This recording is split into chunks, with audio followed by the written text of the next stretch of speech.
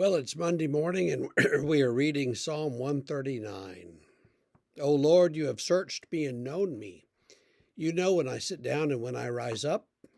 You discern my thoughts from afar.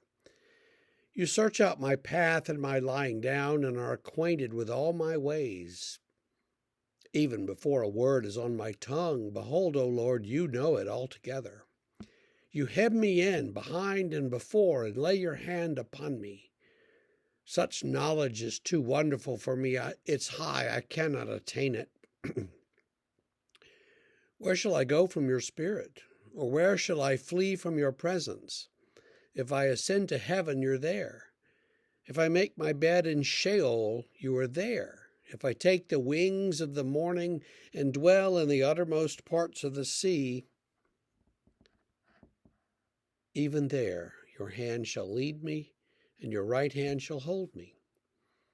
If I say, surely the darkness shall cover me, and the light about me be as night, even the darkness is not dark to you.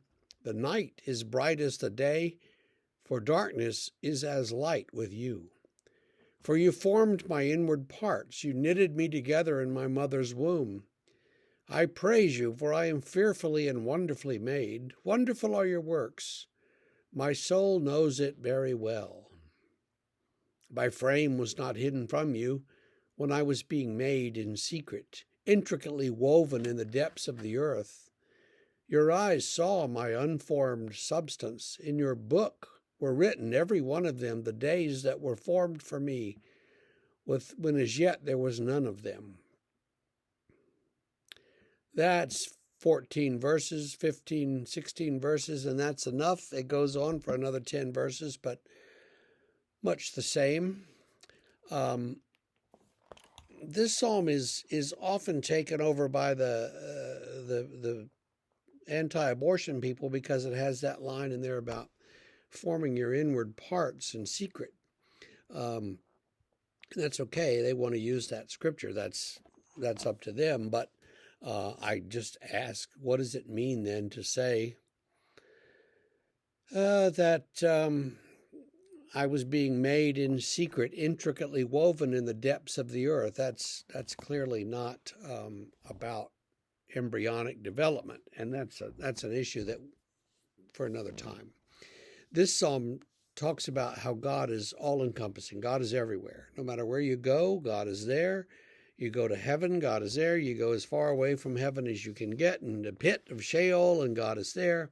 You go far, far away to, uttermost Wyoming, God is there. You go to the city, God is there. Everywhere you go, God's already there. You can't escape him. It's like you're running away from God and you get there and you look and there God stands going, took you a while.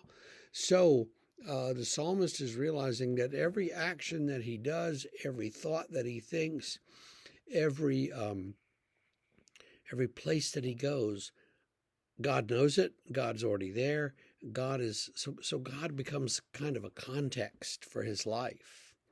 Sometimes I think of God that way. God is context, which sounds kind of cold to some people, but what I'm specifically getting at is what this psalmist sings about, that no matter where we go in life, God's there. And that means that we're never alone and we don't need to be afraid. And a lot of people feel lonely, and a lot of people feel afraid. And we don't need to have either one of those feelings.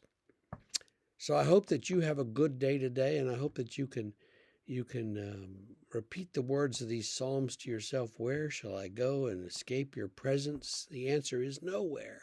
You can't escape God's presence. And so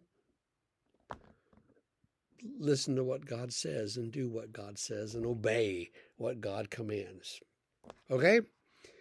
And have a great day while you're at it, and we'll see you tomorrow.